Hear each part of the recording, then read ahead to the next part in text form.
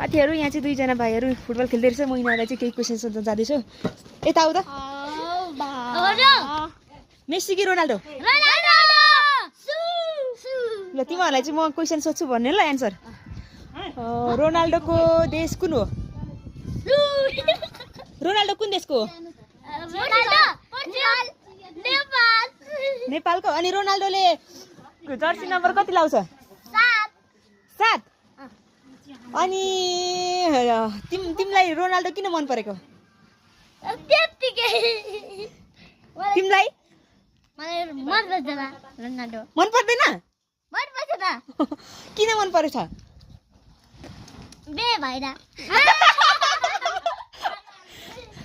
ल रोनाल्डोको सेलिब्रेसन गरेर देखाउ न त ल दुईजनाले